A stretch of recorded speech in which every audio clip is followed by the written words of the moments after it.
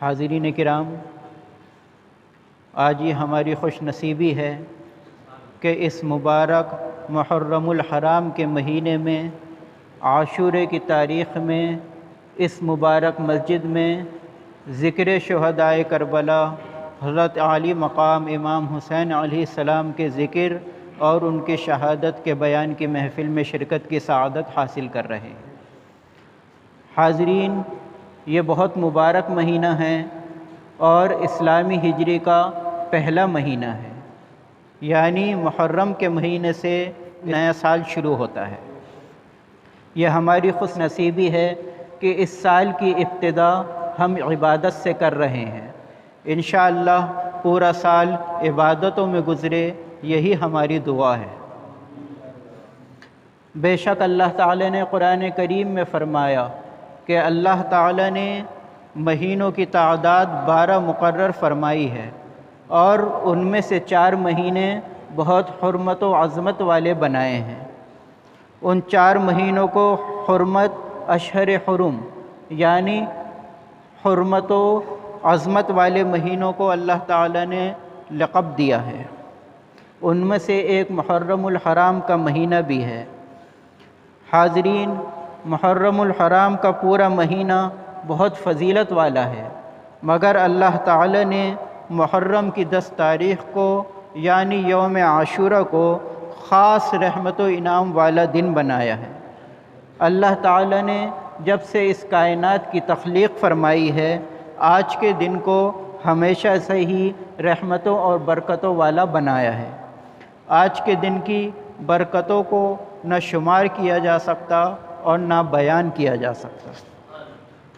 روایت میں آتا ہے کہ جب حضرت آدم علیہ السلام سے اللہ تعالیٰ کی بارگاہ میں کچھ لغزش ہو گئی تو انہوں نے اللہ تعالیٰ کی بارگاہ میں خوب توبہ و استغفار کیا، اور اللہ تعالیٰ نے عاشورے کے دن یعنی آج ہی کے دن حضرت آدم علیہ السلام کی توبہ قبول فرمائی۔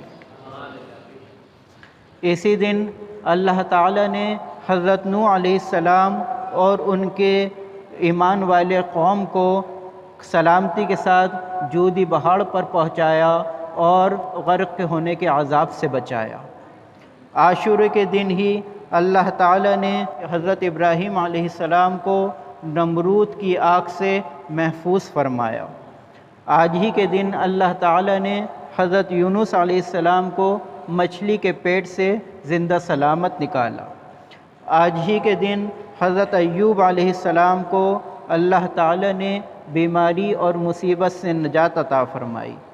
آج ہی کے دن حضرت یوسف علیہ السلام کو اللہ تعالیٰ نے گہرے کنویں سے نکالا، اور آج ہی کے دن ان کے والد حضرت یعقوب علیہ السلام کو حضرت یوسف علیہ السلام سے لمبی جدائی کے بعد ملاقات فرمائی۔ آج ہی کے دن اللہ تعالیٰ نے حضرت داؤد علیہ السلام کی لغزش کو معاف فرمایا، اور آج ہی کے دن اللہ تعالیٰ نے حضرت سلیمان علیہ السلام کو تمام جن و انسانوں پر بادشاہت عطا فرمائی۔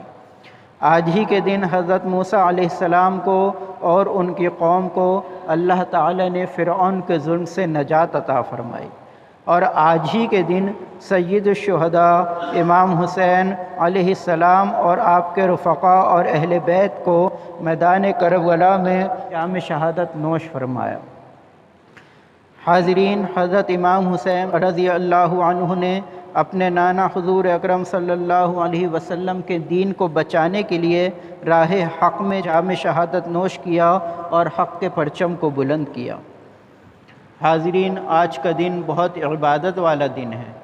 آج کے دن کا روزہ، آج کے دن کی عبادت اللہ تعالیٰ کی بارگاہ میں قبول ہوتی ہے۔ آج کے دن رو رو کر گڑ گڑا کر اپنے گناہوں پر استغفار کرنے کا دن ہے، کیونکہ آج اللہ تعالیٰ توبہ قبول فرماتا ہے۔ حضور اکرم صلی اللہ علیہ وسلم نے فرمایا، اگر تم ماہ رمضان کے علاوہ روزے رکھنا چاہتے ہو تو محرم الحرام کے روزے رکھو، کیونکہ یہ اللہ تعالیٰ کا مہینہ ہے۔ اس مہینے میں ایک دن ایسا بھی ہے جس میں اللہ تعالیٰ نے ایک قوم کی توبہ قبول فرمائی اور دوسرے قوم کی توبہ قبول فرمائے گا۔ آپ نے فرمایا مجھے اللہ تعالیٰ سے امید ہے کہ عاشورے کا روزہ 1 سال کے گناہوں کو مٹا دیتا ہے۔ حاضرین، ابھی جو آیت کریمہ میں نے آپ کے سامنے تلاوت کی ہے، اس میں اللہ تعالیٰ ارشاد فرما رہا ہے کہ اے حبیب، آپ فرما دیجئے مومنوں سے کہ میں جو تمہیں دعوت و تبلیغ کرتا ہوں، جو راہ ہدایت دکھاتا ہوں، جو صراط مستقیم پہ دکھاتا ہوں، اس پر میں کچھ اجرت طلب نہیں کرتا، بس یہ کہ میرے قرابت داروں سے محبت کرو۔ حاضرین، جب یہ آیت کریمہ نازل ہوئی تو صحابہ کرام حضور اکرم صلی اللہ علیہ وسلم کی خدمت میں حاضر ہوئے کہ یا رسول اللہ صلی اللہ علیہ وسلم، کہ وہ کون لوگ ہیں جن سے محبت کا قرآن کریم میں ہمیں ذکر کیا گیا یا جن کی محبت ہم پر فرض کی گئی؟ تو حضور اکرم صلی اللہ علیہ وسلم نے فرمایا علی و فاطمۃ و ابناہما، یعنی حضرت علی، حضرت فاطمہ اور حضرت امام حسین رضی اللہ عنہ اجمعین، یعنی یہ میرے قرابت والے ہیں جن سے اللہ تعالیٰ نے قرآن کریم میں جن کو کہا ہے کہ جن کی عزت و تکریم کرو، جن کی عزت و تکریم ہر مسلمان پر فرض ہے۔ حاضرین، حضرت فاطمہ رضی اللہ تعالی عنہ سے، حضرت علی رضی اللہ عنہم سے حضور بہت محبت فرماتے تھے، اور آپ کے بیٹوں حضرت حسنین کریمین رضی اللہ تعالی عنہما سے بھی حضور بہت محبت فرماتے تھے۔ حضرت امام حسین کی پیدائش کے وقت حضور نے اپنا لعاب مبارک ان کے منہ میں ڈالا۔ سبحان اللہ، ذرا تصور کریں کہ وہ کتنی مبارک ہستی ہیں جن کی پہلی خوراک لعاب مصطفیٰ تھی، اور آپ کے کانوں میں حضور نے خود اقامت کہی اور اذان دی، یعنی جو پہلا لقمہ حضرت امام حسین رضی اللہ عنہ کے منہ میں گیا وہ ہمارے حضور کا مبارک دہن تھا، اور جو سماعت آپ کے کانوں میں سب سے پہلے فرمائی وہ اللہ تعالیٰ کا نام تھا اور رسول اللہ کی زبان تھی۔ حاضرین، حضرت امام حسین کی عظمت کو یہاں کچھ وقت میں بیان نہیں کیا جا سکتا۔ حضور آپ سے بہت محبت فرماتے تھے۔ حضرت ابو ایوب انصاری رضی اللہ عنہ روایت فرماتے ہیں کہ میں ایک دن رسول اکرم صلی اللہ علیہ وسلم کی خدمت میں حاضر ہوا تو میں نے دیکھا کہ امام حسن اور امام حسین حضور کے سینہ مبارک پر کھیل رہے ہیں۔ میں نے عرض کیا یا رسول اللہ، کیا آپ ان دونوں سے اس درجہ محبت کرتے ہیں؟ تو آپ نے فرمایا کیوں نہیں، یہ دونوں دنیا میں میرے 2 پھول ہیں۔ ایک اور موقع پر آپ نے ارشاد فرمایا کہ جس شخص نے ان دونوں کو محبوب رکھا، یعنی ان دونوں سے محبت کی، تو گویا اس نے مجھ سے محبت کی، اور جس نے ان دونوں سے بغض رکھا اس نے مجھ سے بغض رکھا۔ حاضرین، ابھی آپ واقعہ کربلا کا اور شہادت کا بیان حضور مفتی اعظم مد ظلہ العالی سے سماعت فرمائیں گے۔ میں بس تھوڑے وقت کے لیے آپ کے سامنے حاضر ہوا ہوں۔ امام حسین کی سیرت بیان کرنا میرا مقصد ہے۔ یہ ہماری خوش نصیبی ہے کہ اللہ تعالی نے آج کے مبارک دن اپنے خاص بندوں کے ذکر کی ہمیں توفیق عطا فرمائی۔ اللہ تعالیٰ کا ذکر اور اللہ تعالیٰ کا شکر یہ ایسی چیزیں ہیں جو دنیا میں بھی کام آتی ہیں اور آخرت میں بھی کام آتی ہیں۔ حاضرین، امام حسین علیہ السلام کا زندگی کا ہر گوشہ ہمارے لیے قابل تقلید ہے۔ آپ کی عبادت، آپ کی ریاضت، آپ کی صبر و استقامت ہر مسلمان کے لیے زندگی گزارنے کا طریقہ ہے۔ آپ نے اپنی پوری زندگی دین اسلام کی تبلیغ اور خدمت خلق میں گزاری۔ روایات میں آتا ہے کہ حضرت امام حسین علی مقام پوری رات عبادت فرماتے تھے اور ہر وقت روزہ رکھتے تھے۔ آپ فرماتے تھے کہ مجھے جنت سے زیادہ نماز عزیز ہے، کیونکہ جنت میں میری رضا ہے اور نماز میرے رب کی رضا ہے۔